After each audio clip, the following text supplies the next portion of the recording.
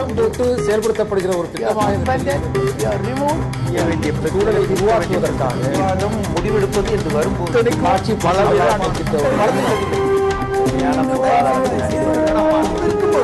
எதிர்த்து பேசிட்டு வழியை தவிர இது அரசியல் மோதல்ல மத்திய மாநில உறவுகள்ல யாருக்கு என்ன அதிகாரம் அப்படின்னு திட்டவட்டமா தெளிவாக வரையறுக்காம போனதுனால ஏற்படுற குழப்பத்துல அதிகாரிகள் உங்க கேள்வியே நீங்க இப்படிதான் கேட்கணும். சரியா வரையறுத்திருக்காங்க, ஆனா இது இப்படி செய்யலாமான்னு நீங்க கேட்டிருந்தீங்கன்னா அது ரொம்ப நேர்மையான கேள்வியா நான் ஏத்துக்குவேன். ஆனா இது எப்படி கேக்குறீங்க நீங்க? அப்படி இல்ல, சட்டத்துல ஏதாவது முரண்பாடு இருந்ததுன்னா இந்த முரண்பாடு இப்படி இருக்குன்னு நீங்க சொல்லலாம். மிக தெளிவா சொல்லிருக்கு. இவங்களுக்கு ஐபிஎஸ் ஆபீசர்ஸ்க்கும் ஐஏஎஸ் ஆபீசருக்கும் நீங்க கேட்டதுனால நான் சொல்றேன். 2001 இதே மாதிரி பிரச்சனை வந்தது. அப்ப 3 அதிகாரிகளை மத்திய அரசாங்கம் எங்கள் பணிக்கு வாங்கன்னு சொல்லி அவங்க சம்மதம் இல்லாமலேயே அழைத்தது. அந்த அதிகாரிகளை George, Muthukaruppan, Nelson, Christopher Nelson அவங்க மத்திய தீர்ப்பாயத்துக்கு போனாங்க. அப்போ மத்திய அரசாங்கம் சொன்னது சரி அப்படின்னு யாரும் சொல்லலையே. மத்திய அரசாங்கம் அவங்க மாநில அரசாங்கம் அவர்களை விடுவிக்கல. அவர்களும் நாங்கள் அந்த பணிக்கு போறோம்னு சொல்லல. இந்த கேஸ் வேணா வித்தியாசமான கேஸா இருக்கலாம். அர்ச்சனா கேஸ் வித்தியாசமான கேஸா இருக்கலாம். மத்திய அரசாங்கம் இதுல எதேச்சையாக அத்துமீறி நடந்திருப்பதற்கு கடந்த காலத்துல உதாரணங்கள் இருக்கு. இல்ல இது மத்திய அரசாங்கம் அத்துமீறி நடந்திருக்குன்னு இல்ல. மத்திய அரசாங்கம் என்ன பண்ணிருக்காங்க, கேக்குறாங்க எனக்கு அதிகாரி வேணும்னு. 15/10/2013 தமிழ்நாடு அரசாங்கம் நான் விடுவிக்கிறேன்னு சொல்லி பரிந்துரை பண்ண பிறகு இவ்வளவு நாள் கழிச்சு இப்போ நான் சஸ்பென்ஷன் பண்றேன்னு சொல்லும் போது இந்த இடைப்பட்ட காலகட்டத்தில் நடந்தது என்ன? இது ஒரு மிகப்பெரிய கேள்விக்குறி. இந்த அதிகாரிக்கு விருப்பம் இருக்கா, விருப்பம் இல்லையா? நீங்க முன்னாடி சொன்ன அந்த 3 அதிகாரிகளுக்குமே விருப்பம் இல்லைங்கிறது. அந்த அதிகாரிகள் விருப்பப்பட்டு போனாங்களா? விருப்பப்பட்டு அதுவே இல்லை. இங்க சட்டப்படி ஒரு செயல் நடந்திருக்காங்கிறது பார்த்தா மத்திய அரசாங்கத்துடைய நடவடிக்கை சட்டத்துக்கு உட்பட்டு நடந்திருக்கு. மாநில அரசாங்கத்துடைய செயல்பாடு அதிகாரத்துக்கு துஷ்பிரயோகம். ஏன்னா அவங்களுக்கு அதிகாரமே கிடையாது சார். என்கிட்ட இல்ல, இன்னொரு இடத்துல இன்னொரு டிபார்ட்மெண்ட் கூட இல்ல.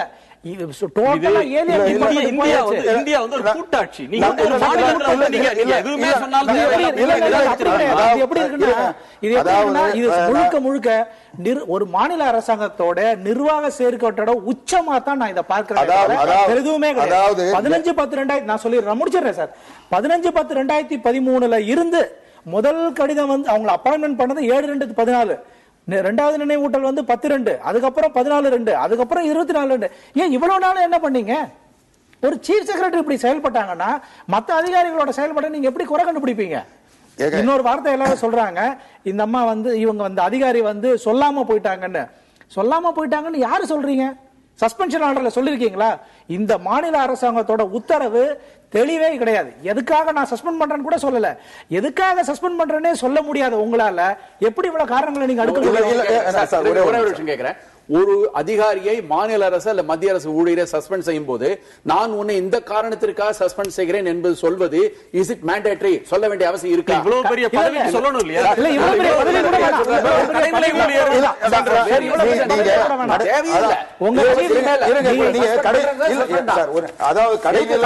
கடைநிலை ஊழியர் கேட்டீங்க. கடைநிலை ஊழியர் கூட தன்னுடைய பொறுப்பை ரோட்ல போட்டு போக மாட்டாரு. இன்னைக்கு எந்த நேரத்தில் சஸ்பெண்ட் பண்ணாங்கன்னா அவங்க ரிட்டர்ன்ல தராங்க, நான் என்னை விடுவித்துக் கொண்டேன். அடுத்த நிமிஷம் இவங்க பொறுப்பு இல்லாம போயிட்டாங்கன்னா கூட அவங்க சஸ்பெண்ட் பண்றாங்க. அதுக்கு பிறகு இவங்க போய் ஜாயின் பண்றாங்க, என்ன பண்றாங்கறது பத்தி கவலை இல்ல. அவங்க தன்னைத்தானே எப்படி ஒரு இவ்வளவு பெரிய ஆபீசர் ஒரு போலீஸ் ஆபீசர் ஒரு போலீஸ் ஸ்டேஷன்ல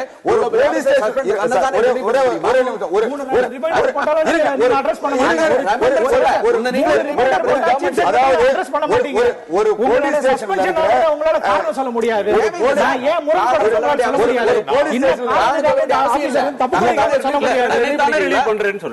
அவங்க பண்ணிட்டு முறையாக தலைமைச் செயலாளருக்கு இந்த மாதிரி மத்திய அரசாங்கத்திடம் எனக்கு உத்தரவு வந்திருக்கிறது, உடனே ஜாயின் பண்ணணும்னு சொல்லி நான் உங்களை நேர்ல பலமுறை பார்த்து முறையிட்டேன், அதனால நான் இந்த பணியை ஏற்பதற்கு செல்கிறேன் தகவல் சொல்றாங்க. அந்த எதுவுமே சொல்லாம போயிட்டாங்கன்னு நீங்க சொல்லிட முடியாது. சொல்றது வேற, தகவல் சொல்றது வேற, இன்ஃபர்மேஷன் வேற, பர்மிஷன் வாங்கிட்டு போறது வேற. இல்ல இல்ல ஒரே நிமிஷம் சார்ஜ் ஒப்படைக்கணும். அவங்க சார்ஜ் அவங்களுக்கு என்ன பணி இருக்கோ அந்த பணியினுடைய பொறுப்பை இன்னொருத்தர்கிட்ட அவங்க வந்து ஹேண்ட் ஓவர் பண்ணணும், அவங்க டேக் ஓவர் பண்ணணும். அப்பதான் வந்து அந்த பொறுப்புல இருந்து விடுவிச்சதா அர்த்தம். இவங்க வந்து அது உயர் பொறுப்புல இருக்கிறவங்க எல்லா பொறுப்பும் உண்டு. ஒரு கடைநிலையில இருந்து உயர் இன்னும் கேட்டா ஒரு போலீஸ் ஒரு இன்ஸ்பெக்டர் மாத்தினா கூட அந்த அடுத்த இன்ஸ்பெக்டர் வந்து சார்ஜ் எடுக்கணும், அல்லது அவருக்கு கீழே இருக்கிற ஒருத்தர் கிட்ட அந்த சார்ஜ் ஒப்படைங்கன்னு ஒரு உத்தரவு வரும். அந்த உத்தரவு வச்சு அவங்க சார்ஜ் ஒப்படைச்சிட்டு போகணும். இவர் பாட்டுக்கு வந்து எனக்கு ஆர்டர் வந்துட்டு எனக்கு மேல ப்ரொமோஷன் வந்துச்சு நான் விட்டு போயிட்டு பார்க்கலாம். ஒண்ணு இது சட்டப்படி நடந்திருக்கா, நியாயப்படி நடந்திருக்கா? சில நேரங்கள் அரசியல் படி நடந்திருக்கு. சட்டப்படி பாத்தீங்கன்னா காங்கிரஸ் கவர்மெண்ட் போறதுக்குள்ள எல்லாருக்கும் போஸ்டிங் போடணும். அது கடகடன்னு இன்னைக்கு ஆர்டர் எப்படி நீங்க வந்து எப்படி நடைமுறைக்கு ஒவ்வாது நடுவுல நடுவுல பேசுறீங்களா? அதே மாதிரி தான் உங்க ஆள் நடக்குறாங்க. இப்போ அப்ப நடைமுறை அராஜகம் பண்றாங்க, நான் அராஜகமா பண்றேன். இல்ல அராஜகம் பண்றாங்க, நான் அராஜகம் பண்றேன். அதுதான் அவங்களுக்கு புரியும். ஆரோக்கியமா பேசலாம். இப்ப நீங்க பேசுங்க, சுருக்கமா பேசுங்க. சுருக்கமா சொல்றேன். அவங்க பேச நீங்க சுருக்கமா சொல்லலாம், இருந்தாலும் நான் சுருக்கமா சொல்றேன். ஒண்ணு சட்டப்படி பண்றாங்கன்னா சட்டப்படி பண்றாங்க. ஏன்னா நீங்க சொன்ன கேஸ் கூட அப்புறம் தான் மாத்திருக்காங்க, அந்த ப்ரொசீஜர் மாத்திருக்காங்கன்னு ராகவன் சொல்லிருக்காரு. சோ இப்ப நடக்கிறதெல்லாம் சட்டப்படி. நியாயப்படி அவங்க பண்ணது நியாயமா இல்ல? ஏன் நியாயம் இல்லைன்னா 6-8 மாதமாக இவங்க கிட்ட சொல்லி வேண்டும் என்றே நிறுத்திருக்காங்க. மூன்றாவது, இவங்க பண்ணது அர்ச்சனா ஐபிஎஸ் பண்ணது சரியா? அவங்க வந்து ஐபிஎஸ் ரூல்ல சொல்றது இவங்க சென்ட்ரல் கவர்மெண்ட் சொல்றதை கேட்கணும்னு சொல்லியிருக்கு. Central government has sent a fax order. So அவங்க அந்த ஆர்டருக்கு ஒபே பண்ண வேண்டியது அவங்களுடைய கடமை. அவங்க கடமையை தான் செஞ்சிருக்காங்க, கடமையை தவறிட்டாங்கன்னு இவங்க சொல்றாங்க. அந்த பார்வை எனக்கு இல்ல. என்ன சென்ட்ரல் கவர்மெண்ட் சொல்றது? இவங்க IPS officer, central government services, they come directly under கிளியரா இருக்கு ரூல்ஸ்ல. அப்ப அவங்க ஃபேக்ஸ் அனுப்பினாங்கன்னா அவங்க செய்ய வேண்டியது அவங்க கடமை. சோ இவங்க சொல்றது தவறான பார்வை. கடமையை செய்யும் அதிகாரியை கடமையை செய்ய விடாமல் செய்கிறார்கள். இவர்கள் ஒரு அதிகாரியை அவர்களுடைய வேலையை கடமையை செய்ய தவறவிட்ட குற்றமும் இவர்கள் மேல பதியும் நான் சொல்ல விரும்புறேன். இல்ல, இதற்கு முன்னாடி மத்திய மாநில அரசு எழுதுகிற கடிதங்களுக்கு எல்லாம் இவ்வளவு வேகமாக நினைவூட்டல்களும் பதில்களும் வந்து மாநில அரசை பத்தி சொல்ற அதே குற்றச்சாட்டு மத்திய அரசு பேசலாம், எனக்கு ஒண்ணு தப்பு இல்ல. சில நேரங்கள்ல அரசியல் செய்கிறோம், எல்லாரும் அரசியல் செய்கிறாங்க. நான் வந்து ஒவ்வொருத்தர் மாதிரி இங்க ஒண்ணு அங்க ஒண்ணு பேசக்கூடிய அரசியல்வாதி இல்ல. எல்லாரும் அரசியல் பேசுறாங்க. ஆனா எந்த விஷயத்துல அரசியல் பண்ணணும், எந்த விஷயத்துல அரசியல் பண்ணக்கூடாது, இது வந்து அட்மினிஸ்ட்ரேஷன். இந்த தமிழ்நாட்டையும் சரி இந்தியாவையும் கட்டி ஆளுகின்ற பங்குல இந்த சிவில் சர்வீஸுக்கு மிகப்பெரிய பொறுப்பு உண்டு.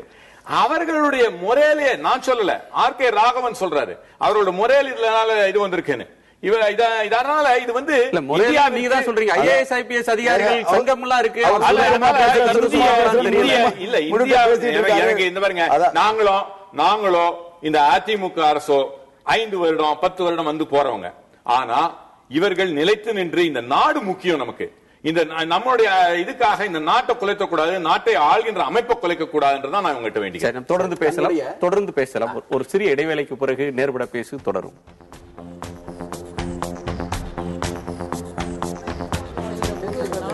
போட்டு செயல்படுத்தப்படுகிற ஒரு திட்டமாக சூழலை உருவாக்குவதற்காக முடிவெடுப்பது என்று வரும்போது ஆட்சி பல